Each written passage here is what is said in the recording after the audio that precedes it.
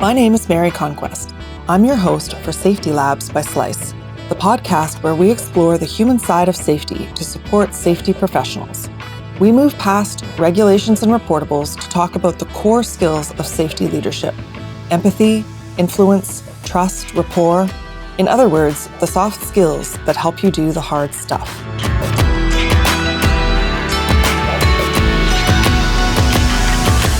Hi there. Welcome to Safety Labs by Slice.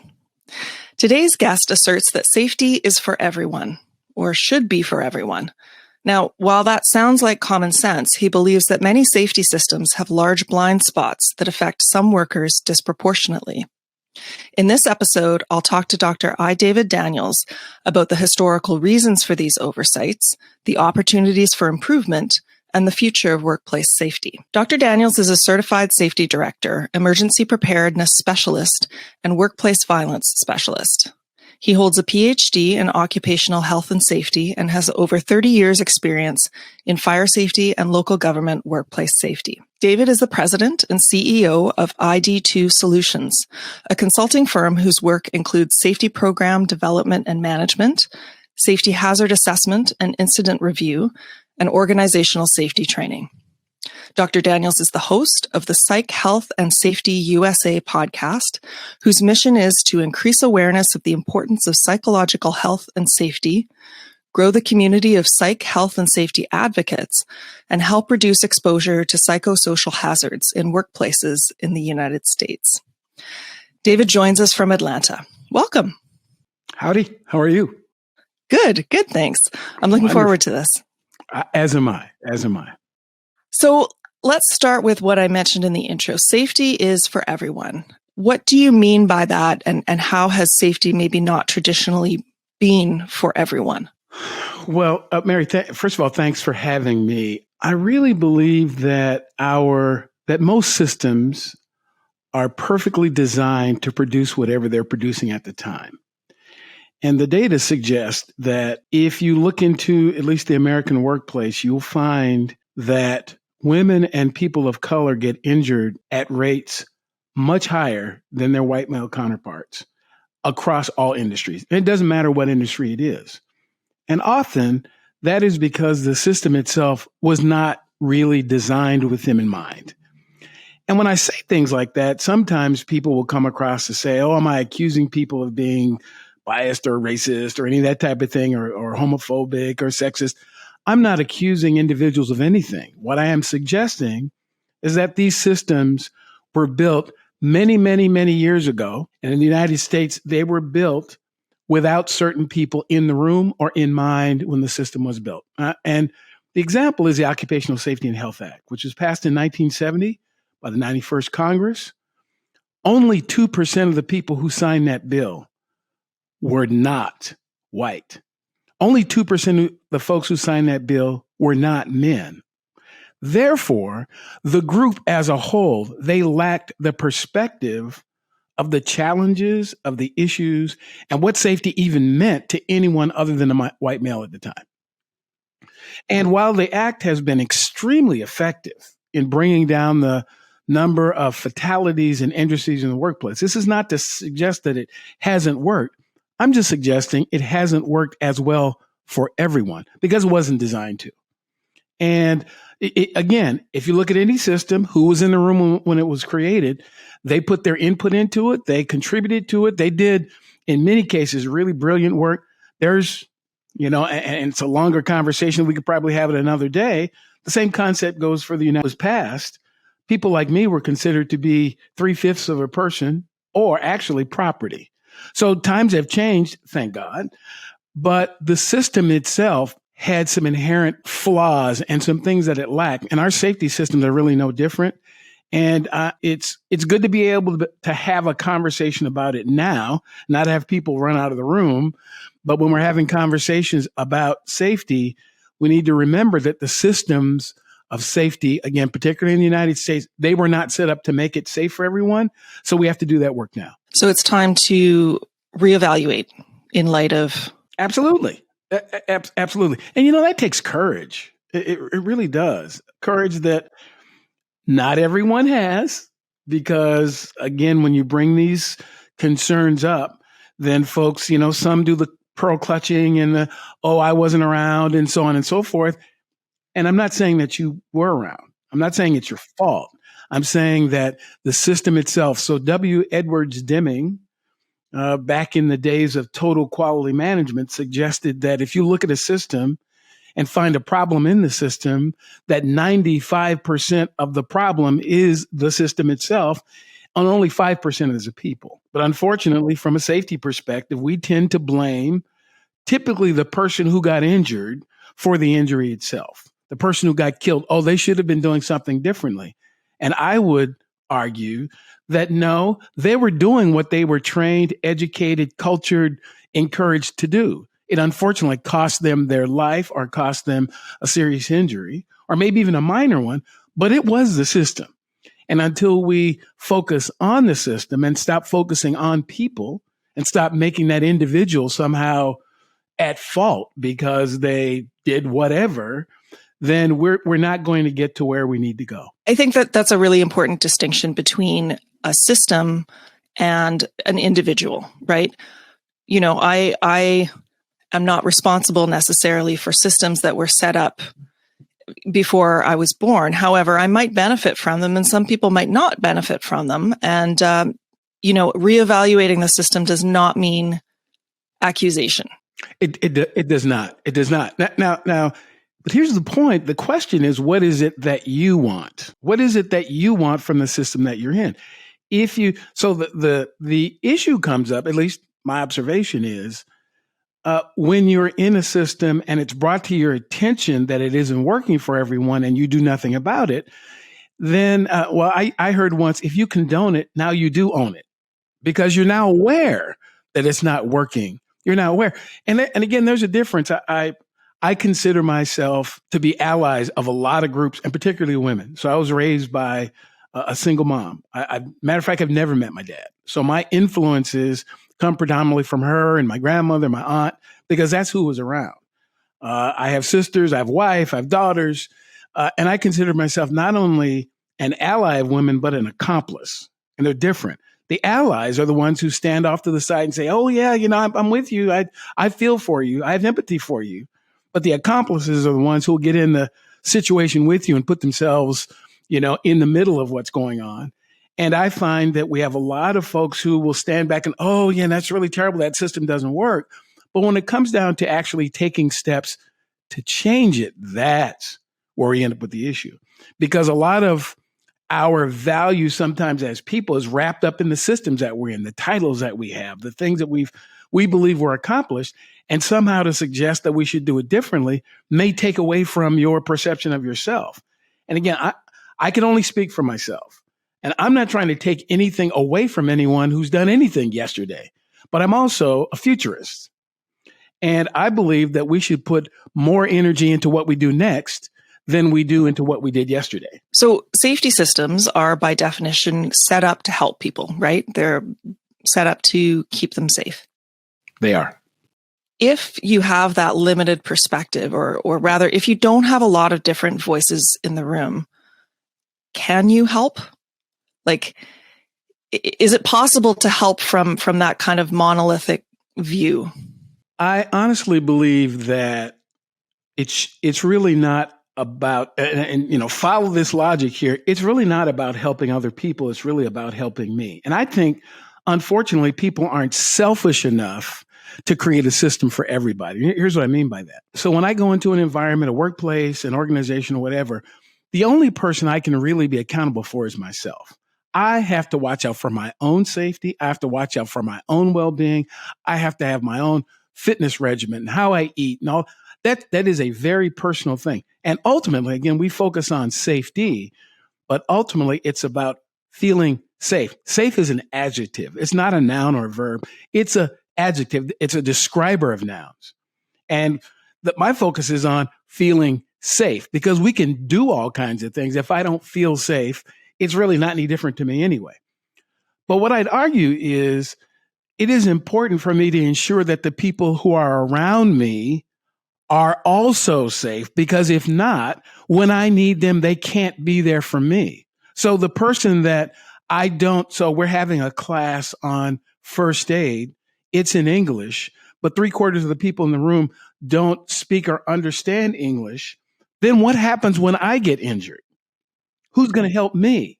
The person who barely understood the class because it wasn't given in a language they could understand, or the person. So it's this is a very selfish thing for me. I want to see other people be safe because I want to be safe, and it's going to there will come a situation where I can't do for myself. And the other thing is I can't help anyone else if I'm not taken care of and if I don't do things for myself as well.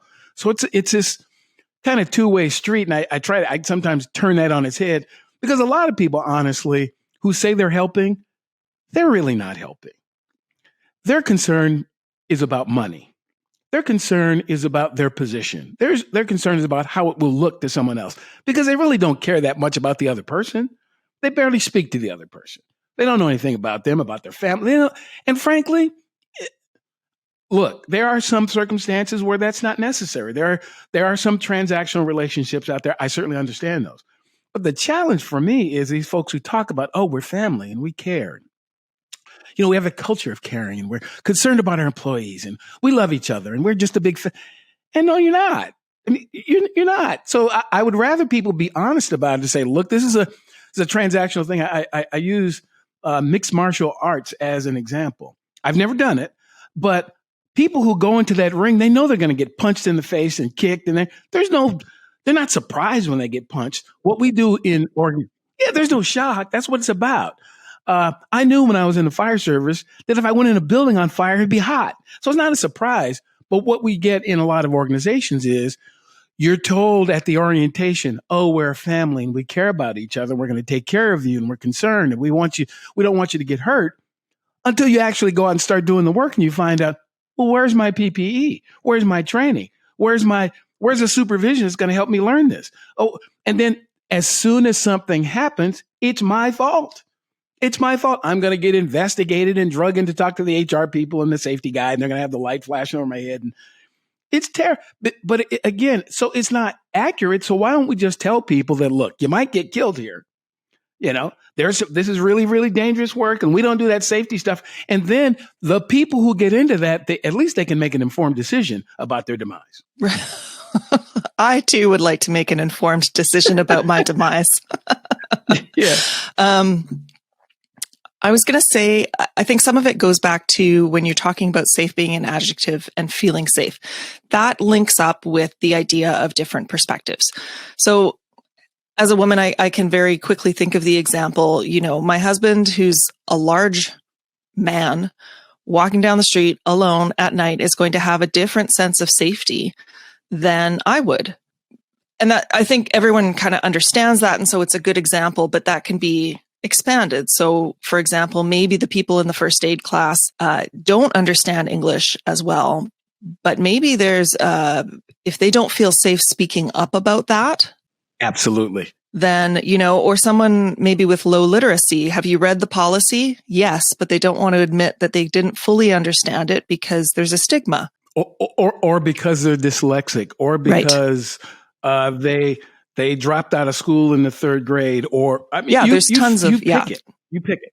There's tons of reasons, and again, ultimately, this is why the workplace and every place ends up being unsafe for some people because we just really didn't think about it. And you mentioned earlier about how do you get this sense of safety, depending on who's in the room. The question is, who is it that we say we are trying to help? So you're an organization, you hired X number of people, 10 people, 10,000 people, doesn't matter. If you hired these people or you brought people into your organization, they should have a voice, particularly should have a voice in how safe environment is created, how the safety policies are written, how they should have a voice in that, not this classic command and control kind of leadership that says, I'm the CEO or the safety director and I will tell everybody what to do. That doesn't work. It really never did, but it works even less now that you have people. I have more information in my phone than NASA had when they put folks on the moon. That's just the way. And we now have Generation Z and millennials who are digital natives who can get this information in seconds. They don't need you to tell them it's this where they need to tell you what we're trying to accomplish, not how to do it. Most of the time, a lot of it, they can figure it out. They can go watch it on YouTube and learn better than you, who doesn't really know much about it, but that's the way we do it here at our company or our organization. So what I'm saying is having this culture of openness and inclusivity in everything that we do that says so OSHA requires us to have a policy on this, but what that policy looks like for us should be the product of all of our input. Now, again, I'm not naive enough to believe that every single person will be able to contribute, but every interest group, and we should give everyone the opportunity to say, that part doesn't work for me. And if it doesn't, let's make the adjustment, because ultimately the goal is to cause them or help them feel safe. That's what it's about. So yeah, it's going to be different. It's going to be different. And I say this so often, I heard someone else say it and I continue to repeat it. Different does not mean deficient. It simply means different. And when we're having conversations about diversity and equity and inclusion, I find those sometimes almost exhausting because they're slogans. Because as soon as someone sees it different, all heads in the room turn to that person and, well, how could you think that? Well, because I do. I don't need a reason to think that way. I just do. I don't feel safe. Well, why not? What's wrong with you?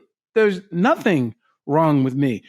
If there's wrong, and I'm not saying there's anything wrong with the system either, but it just doesn't cause me to feel safe when it goes that way. That's all. Let's not make this something that it's not. Let's not make it accusatory.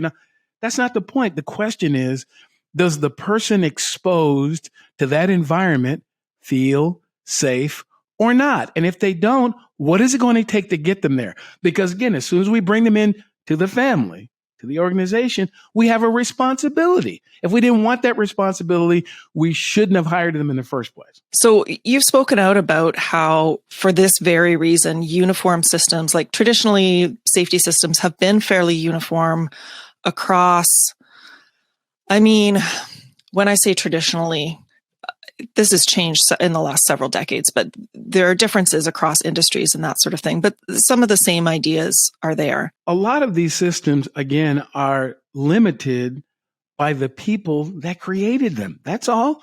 And they don't know everything. None of us does. So I read a book once called The Half-Life of Facts, I believe. Yeah, The Half-Life of Facts. And it suggested that even scholarly research has a limit of about 30 or 40 years. So we are currently, as a society, we still live on things that people said 100, 200, 500 years ago, and we use it, we act as if nothing has changed. Well, I'm not saying that they were wrong. I'm saying that the world has changed. The environment has changed.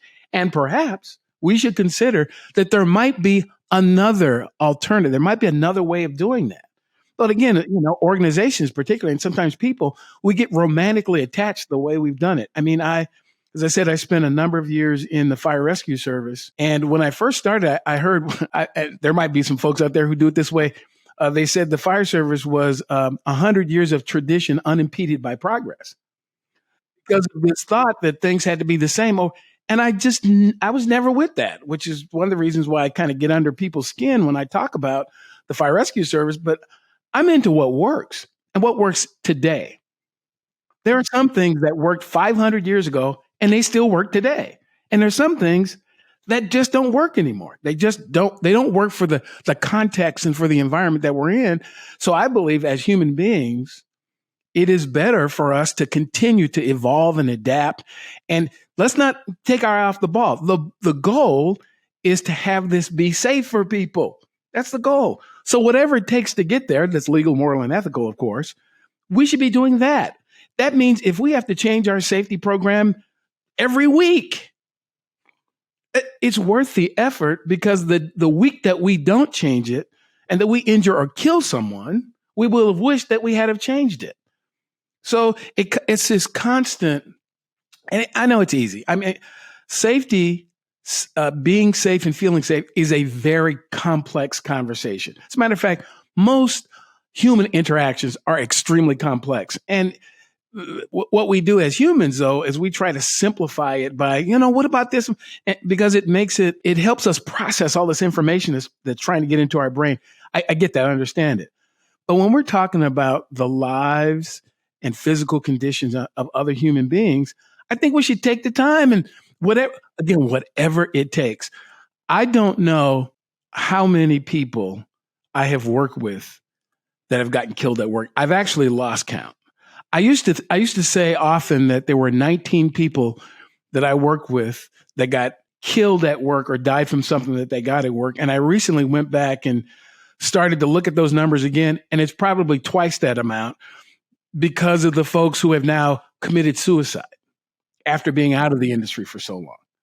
So, or died from other, but they were in many cases directly related to their work, directly related to, it didn't happen at a picnic out with their family. It didn't happen on vacation. It happened at their work. And it just simply shouldn't be that way.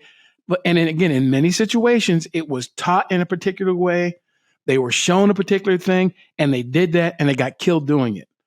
So this not being safe for everyone, it also includes particularly generational differences that, you got the old guy, and often it's a guy, the old guy who did it that way when they came on the job in the 70s, and we're, 50 years down the road and we're still doing it that way. Why? Because they're still there. Because they don't want it to. Well, it's comfortable for me. The problem is it's not comfortable and safe for everyone else. So can't we have a system that makes it safe for everybody? Wouldn't that be better? Because actually it'd be better for you, because the likelihood of people getting injured on the job is really high when you start, and it's really high at the end of your career. Early in your career, it's because you don't know. Late in your career, it's because you can't anymore. You get complacent. Physically, often. I see. Like you physically can't. Yeah. You know what to do, but your body won't do it that way anymore. It just won't. Yeah. So, and particularly if you learned it kind of unsafe in the beginning, that starts to catch up with you.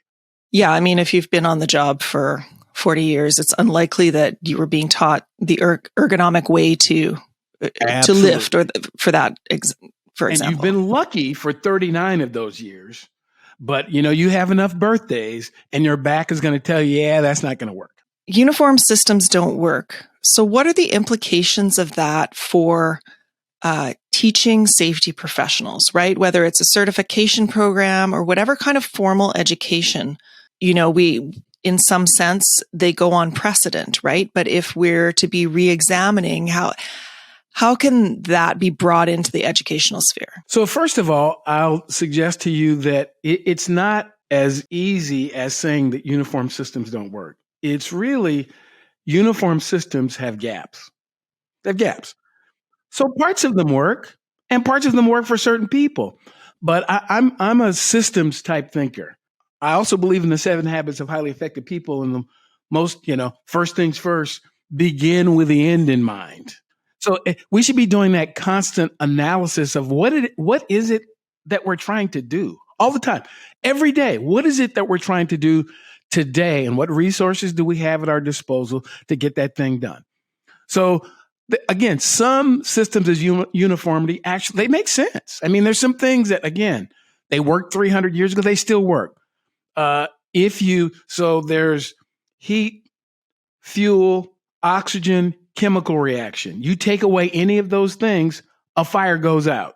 It's been that way forever. That's physics. It just is what it is. Now, the way that we do that is different. So I think we have way too many arguments about how to do things and not near enough discussions about what it is we're trying to do. So what's the goal? Do you think that if everyone is really clear and focused on the goal, that the how is easier to find? It's much easier to find. Because again, remember, we're dealing with people so humans have always been intelligent, but we're in an information age. And in the information age, I heard once that information is actually like oil. So, and our ability to access information is much quicker than it once was. So people could have understood this stuff hundreds of years ago, but we didn't have public schools. We didn't have an internet. We didn't have a smartphone. So information, so from the time that, so the tragic loss of President Lincoln, there are people who didn't hear about that for months. They didn't hear about it for months because at the time, that's how somebody would have to get on the Pony Express and ride across the prairie and put it on a train. And eventually folks on the West Coast heard about that type of thing. Now we hear about things going on around the world instantaneously because of our ability to communicate through technology. That's what's different. But our systems to educate and inform each other have remained really kind of the same old, the same pedagogy that says, I'm the person who knows and I need to teach everybody. No, not necessarily.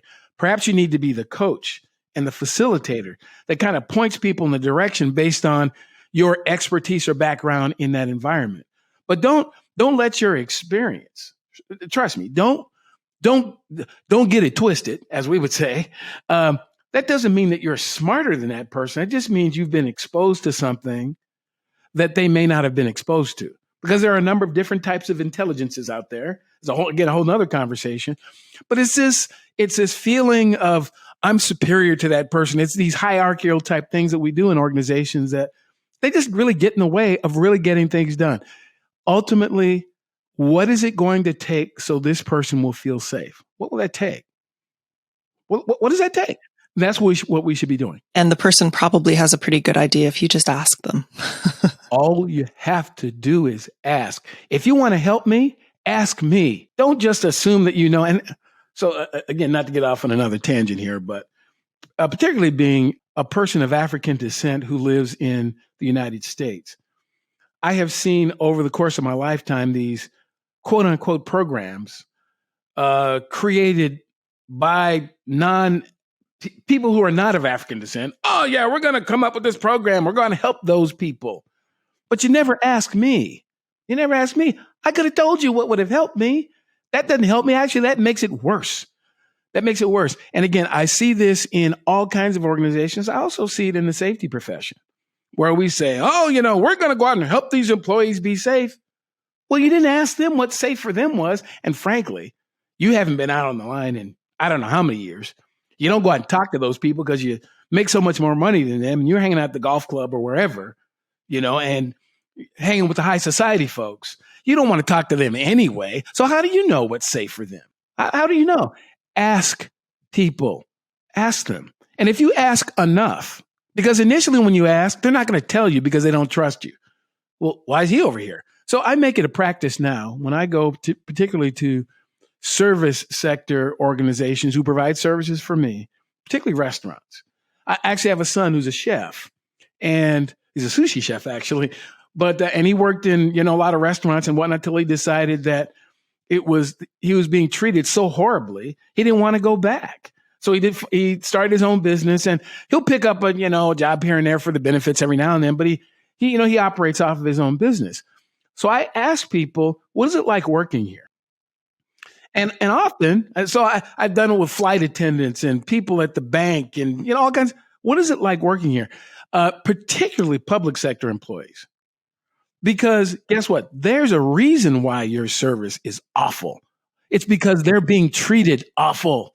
That's why. So the person comes and throws a plate on your table and kind of stomps off. It's because it can't be me. I just showed up.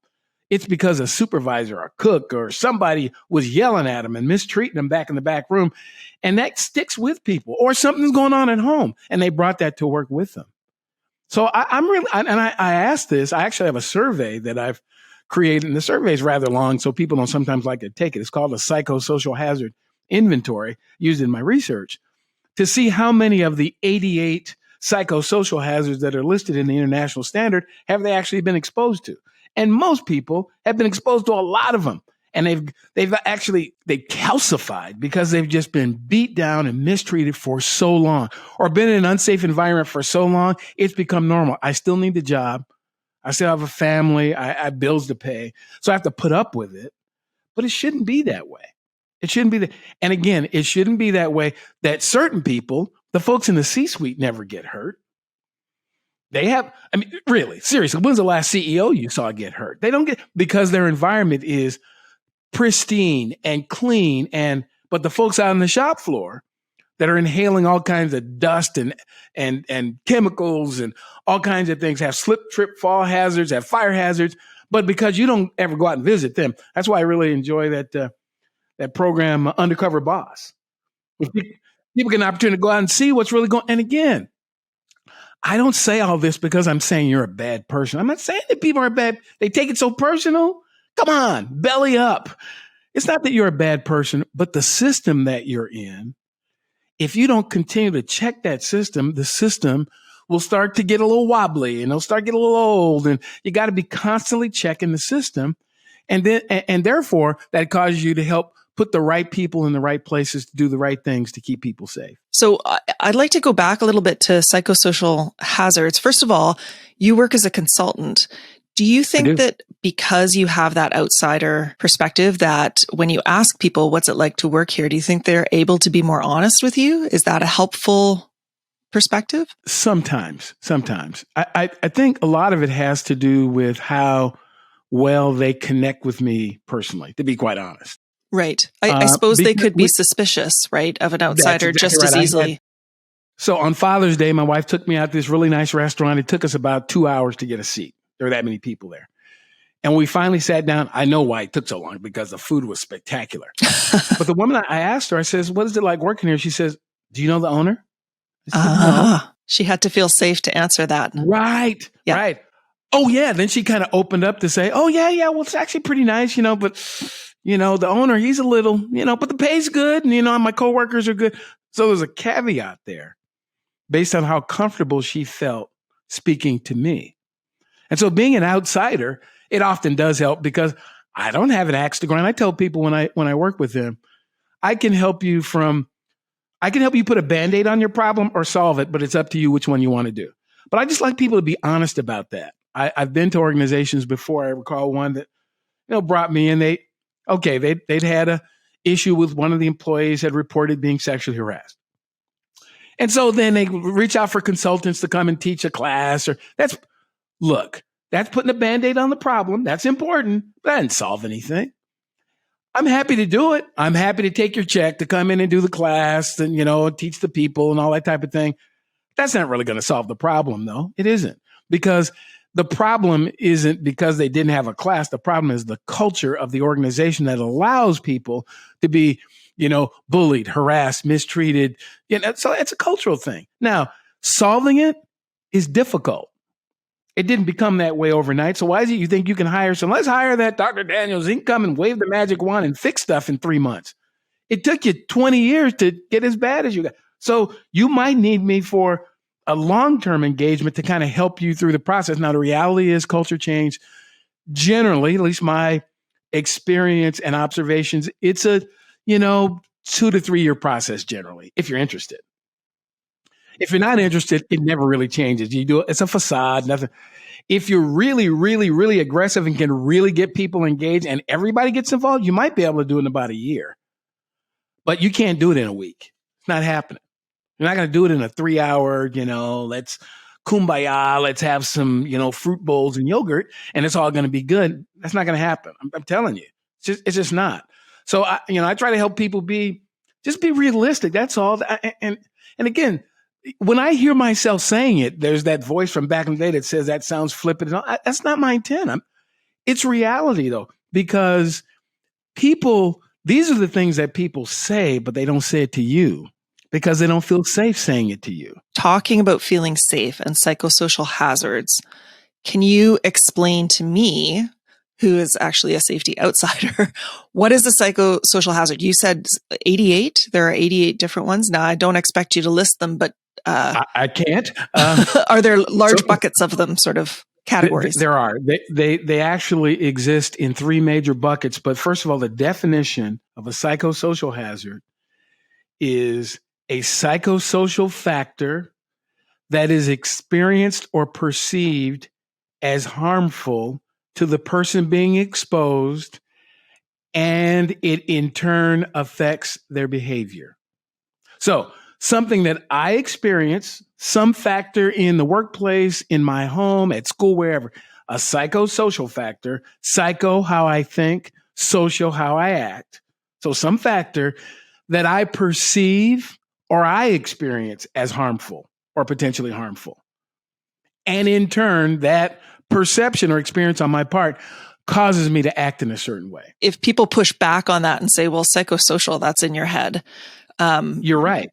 But it is in your head, but you've just said it's not just in your head because it affects the way you behave. Exactly. Everything is in your head. All things are created twice. Everything is created twice. The first place it's created is in your head. Everything's created in your head. So yeah, it is in your head. That's the point. What we've done, again, as a society, is we have minimized the importance about what's going on in people's heads. That's it. That's what, it's just in your head. You're right. The problem is it stays in my head and it starts to affect how I walk and talk and interact with other people and how I drive and how I pick up things and how I don't do things and how angry I get at work, whether or not I bring a gun to work. It all started in my head. So yeah, that's the point. It's in their head. But if it resides there long enough, it will turn into action at some point. It will. It will. And from a safety perspective, so again, there's an international standard, ISO 45003. It's about a year old now. Yeah, about a year old. And so fortunately, when I was doing my research, the standard came out, right at the point that I was, I think in chapter 3 in my dissertation, I go, this is wonderful. So I didn't have to create an instrument to be able to evaluate the folks, the participants in my study. I just go, this standard, this is great. So again, in that standard in section 6, I believe, there is a list of 88 psychosocial hazards that are broken into 3 categories. How work is designed, social interactions, and then the environment itself. That's not an exact quote, but those 3 basic buckets.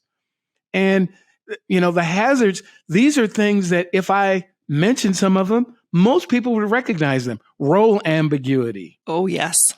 That's a big stressor. So I was given a job, but I'm not even really sure what the job really is. And frankly, you don't tell me until you think I made a mistake or you think I did it wrong. And then you tell me it's wrong. Well, how was I supposed to know that was wrong? I didn't know how I was being evaluated.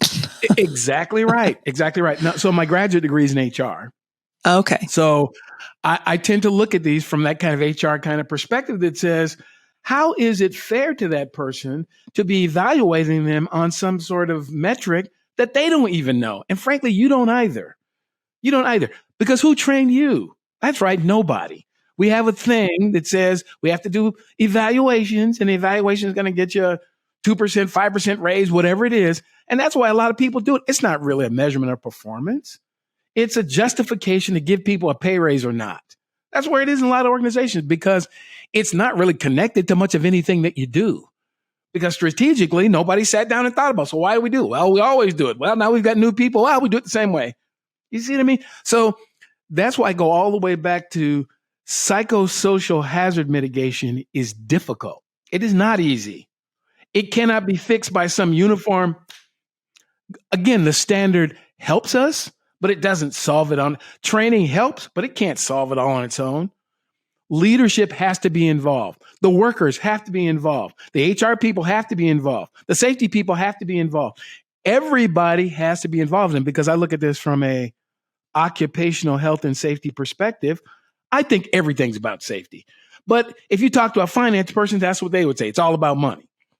Again, neither of us are wrong.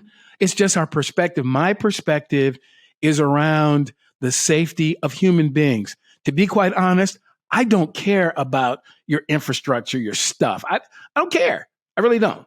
Literally just don't care. Because if you take care of the human beings will take care of your infrastructure. The awareness. So there's an international standard. Is this the first international standard that you're aware of? Yeah, it is. Okay. So now I will say there was a standard. The first standard that I'm aware of was in Canada. Yay. There was a standard created in 2013 by the Mental Health Commission of Canada. It is an exceptional standard. Truthfully, to be honest, I believe it's better than the international standard because it's more focused. It's got more detail to it. And the international standards, this standard is a descriptive standard, 45,003, not a prescriptive one. So it's necessarily broad and necessarily, vague in certain areas. The Canadian standard is actually very good, and it's revised every 5 years. As a matter of fact, next year will be due for another revision, and it is used to help, again, organizations in Canada uh, comply with the national requirement through your equivalent of OSHA that says that psychosocial hazards are a thing. Again, in the United States, we don't have that. So there are 5 hazards that are covered by OSHA: biological, chemical, ergonomic, safety, and physical. We don't have any mention of psychosocial hazards here. In Canada, in the UK, in Australia, and other places, they actually list that 6th hazard, and there are standards and rules and policies around how you address it. As a matter of fact, the new standard in Australia just came out in June, I believe, of 2022. And again, I haven't read it in detail because I don't live in Australia.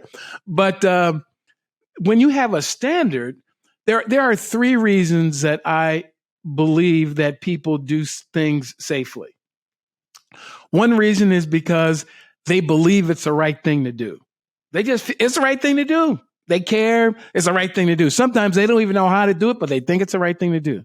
The second reason people do it, particularly in capitalist societies like mine, is because of the money. They think they're going to lose money, cost money, whatever. And the last reason people do it is because they have to. There's a rule that says they have to. Frankly, it doesn't matter to me which driver, which intent, as long as folks do it, it's okay. It's better when you do it because you think it's the right thing to do. It feels better to everybody. But hey, if you think you're going to save money, that's great, because you will save money if you retain me. I'm really qualified. I'm a great worker. I have great skills. And if you don't treat me right and keep it safe for me, I'm leaving. And a lot of people are starting to say that. So again, ultimately, it does affect your bottom line. So if you want to, work on your bottom line, be nice to people. Create a safe environment. It'll save you money. Yeah, I think, and that's a little bit about the future of work. I was mentioning that we talked about before, is that, more than ever, there's a massive demographic shift. The boomers are retiring, and there's been this, whatever your opinion on it is, it's been called the Great Resignation during COVID, which is, I think, maybe the great reconsideration. People really thinking, what else do you see for the future of work? Like, to me, when you talk about those things, it sounds like the balance of power is shifting towards the workers. It is. And again, I personally believe, I'm a nerd out here for a second, but in the Marvel Cinematic Universe, I'm a big fan. There was yeah. So Thanos, he's the big purple bad guy, but what Thanos was trying to do was bring balance. And there's a part of me that kind of makes sense. Everything is about balance. So what we don't need is any system that's out of balance. So we do need workers to have a voice, but it can't be so much towards the workers that it can't be managed. We need managers, leaders who can lead the people, manage the activities, but it can't be so imbalanced that the workers don't feel they have a voice. So it's that constant balancing act, constant. I think we're shifting a bit back towards workers. But again, I don't, workers can't, you can't turn the asylum over to the inmates type of deal, because often workers sometimes don't have the skill, the perspective, the expertise to make some of the really important decisions that need to be made. But on the other hand, they're not stupid. So it's finding balance. We need both, not either or. We have to have, and it's about power and influence and authority. Sharing has to be shared. Everything's a shared responsibility. Let's say we have some listeners who are listening and understanding more about the importance, the business case, the ethics of looking after psychosocial hazards. Now, you've already said culture change is a long road. what could they take away? Where would you recommend they start if they feel that they're in an organization that maybe doesn't take these things seriously enough? What would you advise? The first thing I would advise them to do is to look in the mirror. No matter what your position, your role, your responsibilities, look in the mirror. What does it mean for you? Because if you don't know what it means for you, there's this tendency for people to skip over themselves and try to fix everybody else. And the problem's not everybody else, the problem's you. Why are you working there? Why are you working there? What is it that you expect out of that employer? Because not every employer can give you that. So make sure you understand what's important to you, what drives you, what gives you, passion, and what inspires you. And don't go places that don't offer that, period. Don't apply in the first place. Because if we did a little bit more investigation on the front end, you could have found out that was a crappy employer for you before you even applied. But you didn't. You looked at the salary, you looked at the whatever, let's just jump. So first of all, make sure you know what works for you. But then once you understand what works for you, look at the circle of people around you and make sure that you're doing everything you can to stay in circles of people that will continue, that you can share with each other. Because there's some things I do well and some things I don't do well. So I'm looking for people a little bit better than me in a particular area that I need. And we work together. We help each other. My wife and I are really different people, which is why, we've, made a pretty good team for 35 years. Because there's some things she's much better at than I ever will be. And matter of fact, we've just decided I don't even want to be good at that. I'm not going to be good at that, period. And vice versa. But we've decided we decided to be in this team, not because we have to, but because we want to. And the same thing. So again, if you're on the leadership side, you have more authority and responsibility for this because that's how things work. You decided to go into that line of business, to form that company, that organization. That was your decision. It wasn't theirs. You decided how to divide the work. Hopefully you did the job hazard analysis to determine what the hazards would be. You wrote the job description, or somebody in the organization did. You interviewed this person. You hired this person. So now it's your responsibility to make sure if you change something, make sure you go back and say, hey, we've changed or we want to change something. Don't just expect folks you hired them a certain way. You hired them with limitations. That was on you. It wasn't on them. So you have just as much responsibility to bring people along, to help them understand what it is you're trying to do. So if you're in an organization right now, first of all, know what you want and need. And if they cannot or will not give it to you, put yourself in a position to be able to go someplace else that will. That means you have to invest in yourself. That means you have to go out and get the training yourself. Don't depend on your employer to give you everything. Because if they give it to you, they can also take it back. So develop yourself. Know what drives you. My education, I paid for it out of my pocket every dime. Man, I never got a student loan, which is the reason why it took so long. But I did it for me. My employers generally gave me almost nothing to make myself better because I didn't want them to control, because then they could tell me when I could go to class and when I couldn't. I often do these things because I want to do it. It's not important to them. It's important to me. So I'm not looking for a handout. I know what, makes me tick. So again, put myself in the orbit of organizations and other people that make me tick. That's all. And if it doesn't work, put yourself in a position to leave. What's more important? Making a lot of money or feeling good? People have to make that decision. Sometimes money makes you feel, okay, great. I've made a lot of money in at least a couple of jobs. The two jobs I had that I hated the most, or two of the three, I should say. I actually made a lot of money, but I didn't like it. I didn't enjoy it. I didn't feel good. So I left. I was willing to give up this because it's more important that you have joy and peace and contentment. That is much. And frankly, you can't take it with you. You can't take it with you. And so, that's again, typical long answer to a short question, but look in the mirror first. What drives you? And then look around to make sure that you're in a relationship or a situation that feeds you, that inspires you, that gives you what you need. And if it doesn't, start looking for someplace else to go. Yeah. if we work from the inside out rather than the outside in. Absolutely. Even in a perfect team, you've said before, there's a need to monitor for psychosocial hazards. One thing that I picked out when you were talking about the Canadian Mental Health Act and the standard, the psychosocial hazard standard, you said that by law or by regulation, I'm not sure, they reevaluate every 5 years. So there's an example of baking reevaluation right into the system. Yes.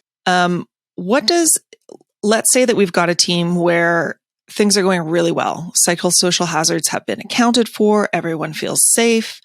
But you've said that's, the work's not done. You still need to monitor for these things. How does that look, or how would you do that? First of all, it's perfect and safe today. Right. Today. That's all it means. It means today it's great. Today it's great. But the world changes. Things change minute by hour, by day, by, week by month. We should never assume that it's where it needs to be. Arthur Ashe, the famous tennis player, said that success is a journey, not a destination. Safety is the same thing. It is a journey. It's not a destination. You don't ever get there. You don't ever get there. You don't get to check a box and say, done. You never get to check the box off and say, done. You can say accomplished today. Right. And then it's off to the next thing, because every single day is this process of, so we had a team of X number of people. We came today. It was all great. We all go home. We get it home. We find out that our grandmother's sick. We find out that, our uncle has terminal cancer. We get in a vehicle collision on the way home. Our kid gets arrested. Our kid's failing out of school. Whatever. There are all these things outside, these psychosocial hazards, even outside of the workplace, that affect people. And they bring that back to work with them the next day, regardless of they're smiling, but they're not really there. Emotionally, there's some things going on with them. And so we should never assume that we're there. Every day is this constant, So why is it that we have employers that will come in every single day? Let's say, again, in the fire department, we come in every day. We check the fire truck out and make sure our equipment was working and make sure we had air in our tanks. We never check the people. Then we didn't check their blood pressure.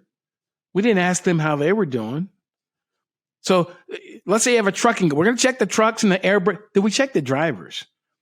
We have a pool of people typing. Did we ever ask people, not the perfunctory, hey, how you doing? How was your weekend? Because people go to school and they have these classes, and when they tell them you should say those kinds of things, but you don't mean any of it. And I know you don't mean any of it. So you say something perfunctory and I reply, because neither one of us really means it. Why is it that we don't pay more attention to how people are doing? Why shouldn't there be a time, where the team or a couple of people get together and just say, hey, how's things going? Why aren't we teaching mental health first aid in workplaces? Why don't we have ongoing discussions about people's feelings? And why don't we have, trauma-informed therapists involved? Why? Because we care more about the stuff. That's why. So it's this constant, regular, and particularly the people who are closest to me. If I have 2 or 3 or 4 direct reports, I may not know everything about them. And I'm sometimes, if they don't want me to know that, but I need to have enough of a relationship. It's about building a relationship with them that, hey, are you okay? I'm serious. But let's not talk about the work. How are you doing? Because you did this particular thing or you said this particular thing, and that lets me know that something is up, because generally you do this other thing. And so there's these clues, there's these things we can pick, these 6 senses that kind of kick in for us. Don't cast it aside. I thought something was going on. So why didn't you check into what was going on? Why not? Because that moment that you spend with this person might be the thing that goes, let me just share with you what's going on. They just really sometimes need to be heard. They want to feel like somebody cares. And taking the time to do that, it just makes things better for everybody. I had a guest on here who had a very serious accident in the 90s. He said his home life wasn't going well. His relationship wasn't going well. He wasn't happy with his job. And between all of that, he knew what he was doing and that he took a risk that wasn't safe. And he said the one thing he felt that could have prevented the accident that day, which led to his paralysis, was if someone had said, "How are you doing?" and meant it. Right. Right. This is what, he's had so many years of 30 years of thinking about it, I'm sure. And that was the conclusion that he came to. Right. Right. If you were to do the analysis of virtually every active shooter type situation, particularly where the shooter wasn't employed and wasn't a terrorist related event, the people who do this, they didn't just wake up that morning and it all happened. It had started at some time in the past. And often when they've done interviews with people, I've been bullied. I wasn't being heard. Or, I just recently watched the series and they talked about, the shooting that occurred in Washington, D.C. at the Naval Yard. This worker had mental illness that probably should have been diagnosed years ago. His sister talked about, we knew he had mental illness for years. But nobody really, it doesn't appear, and I don't want to be accusatory here, but it doesn't appear that anybody took it seriously enough to even get to know him, to know that he had some challenges with mental illness. And so it's the caring is just the real caring is just so important. And there are a lot of major disasters and major problems that we could avoid if we simply cared for one another for real more often. Well, that brings me into my last questions. I have some questions that I like to ask every guest. And one of them is, I'm going to call this one the University of David. So if you were to set up, if you were tasked with setting up a curriculum or training for tomorrow's safety professionals, some kind of certification program, aside from technical knowledge, knowledge of standards and regulations, PPE, that kind of thing, what sort of soft skills do you think would be the most important to focus on? And I'm making the assumption that these are teachable skills. So one of the first things I would do is I would bring in a concept that I learned in future studies. I would teach them about strategic foresight. And not to get into too much detail around it because I'm not an expert myself, but strategic foresight uses a concept called the cone of plausibility, where we look at a person's past, their present, and their future. And we project into the future what is probable, what is possible, what is, just absolutely not plausible or possible at all. And instead of coming up with plans, we come up with scenarios on how we're going to handle those things. I think, again, we don't spend enough time thinking about what's next. So when what's next shows up, we're not prepared for it. We do what we did last time, but it doesn't fit here. But that's the only thing we have in our brain is what we did last time. The brain doesn't really know the difference. So if we think about what's coming up next and kind of prepare ourselves, the better off we're going to be in terms of how we handle. That also connects to how resilient we are when faced with a psychosocial hazard. So one of my participants, the one who had the highest exposure to psychosocial hazards at 90%, told me that the reason that it was a he in this case, felt he was, able to respond to all of these as he was prepared. His parents told him, his education told him these things were going to happen. So he wasn't surprised. Didn't necessarily like them all, but I knew they were coming. I knew they were going to treat me in a certain way. And again, all of my participants were Black people. So he knew what he was going to face. He knew there were going to be some racist policies, and he knew he was going to be overlooked. And he knew it. So he wasn't surprised by it, and he was able to adjust to it and come out of it okay on the other end. And again, it doesn't say you like it all. But so I found in the research that if I know that this psychosocial hazard exists and have prepared myself, because you can't eliminate all of them. You cannot. It's not possible. You can mitigate many of them, but you can't eliminate all of them. because they're all based on the perception of the person on that day.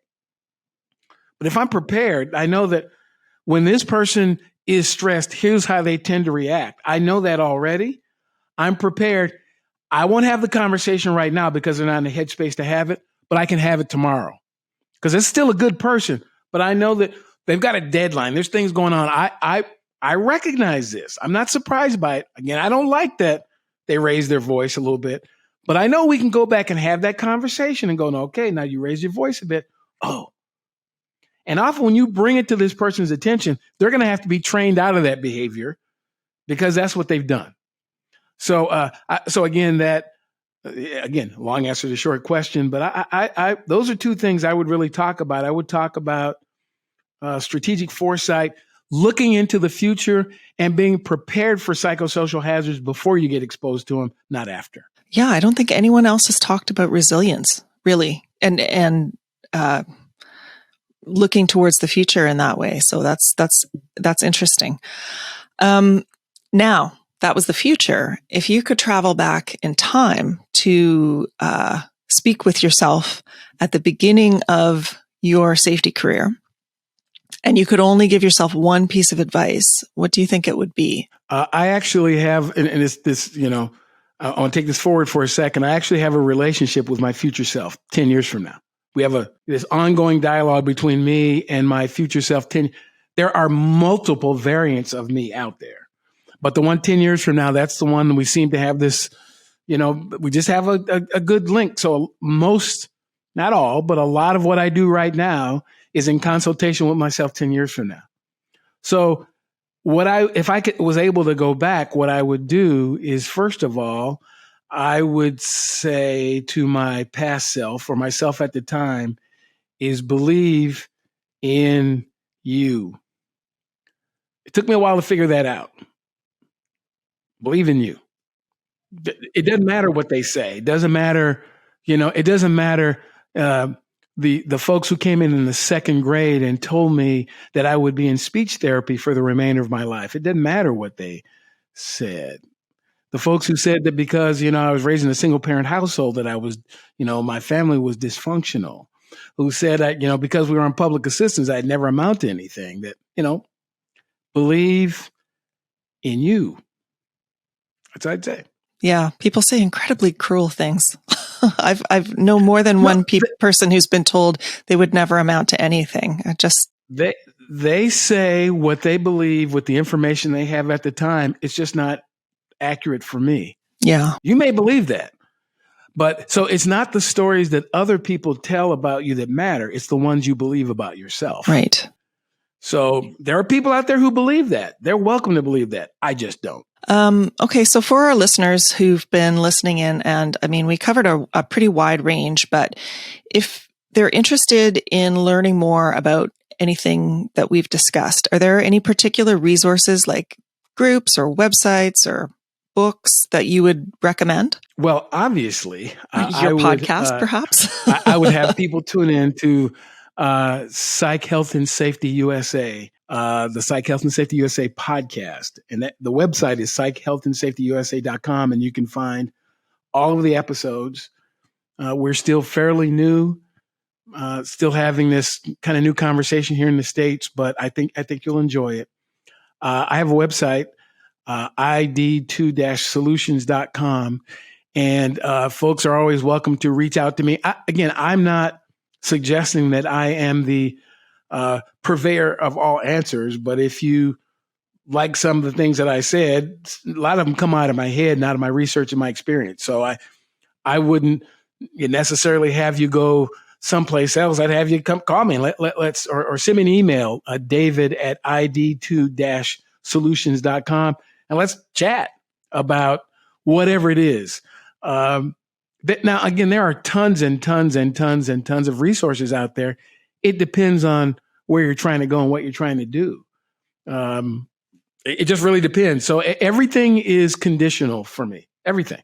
It's all conditional. What is it you're trying to do? And once we figure out what it is you're trying to do, where you're trying to go, then we can back up and figure out actually how to get there, what resources you need, what information you need, how you should dress, how long it's going to take to get there. It's all conditional on where you want to go and what you want to be. Is there anything else you wanted to share today about your podcast or your company or any projects you're working on or research? Or? Well, I'm probably involved in too many things. But I enjoy contributing. I enjoy staying busy. I'm involved in a couple of national organizations. One in particular that I certainly want to mention, the National Association of Black Compliance and Risk Management Professionals. I joined a couple of years ago, and they're mostly lagging indicator risk management people. And I asked them, I says, would you be interested in somebody who's more of a leading indicator guy? And they says, absolutely, yes. So we formed a safety and security workroom. They asked me to be the chair. The reason why I mention this one particularly, because it goes all the way back to the topic or what we talked about at the very beginning. We exist to be a home for Black safety professionals that is for us and by us. This is not, I have membership in other groups and organizations, but most of them, when I go there, I'm the only person. And though I get benefit out of it, I really do, but it feels safer and more comfortable when I can be around people like me. So we formed the safety and security work group. It's still fairly small. It's only been around for less than a year. But, I think we're doing some very interesting things. And again, trying to create this safe space where the roughly 2% of safety professionals who look like me can come and hang out and share stories and resources and help each other. So that's one. And there are a few others, but that one kind of comes to mind because that really connects to the conversation that we're having. Yeah, especially talking about being a voice in the room. There's two sides to that. There's inviting people in, but then there's also like just expressing your voice. And groups like that allow conversation within themselves and also give a more organized way to express opinions sometimes, rather than it's just this guy who said it. It's like, well, this is a professional association. They've talked about this, they've debated, and this is the statement they're putting forth. Yeah. Ultimately, it just feels safer to be in a space with people who are like you. I understand why we have these multi-billion-dollar corporations with a bunch of white men sitting around, because it's safe. It feels comfortable. The challenge is if you want to get other people involved, you have to bring them into the room. If you want me to buy your product, you have to know what I want. If you want to provide services for me, you have to know what I want. That necessitates understanding me. You can't simply sit in your comfortable room with other people like you. And again, I because there's so many efforts around diversity, equity, and inclusion, and I'll go here, that the room is full of a homogeneous group of people, whether they be men or straight people or able, whatever. But you say you want to help people, but their voice is not in the room. So just stop it. If you don't want to bring them in the room, just stop it. It's okay to have a group with just you. I understand that. Just don't say it's for me then. Say it's for you, and I can go find my own group. But when you open up and say, oh, we want to be, if you really want to do it, let's do it. But you got to let me in. Well, unfortunately, that's all the time we have for today. Sure. Thanks to our listeners for their support. And thank you so much for sharing your time and ideas with us. My pleasure. And my thanks to the Global Safety Labs by Slice team, whose different perspectives always make our podcast better. Bye for now.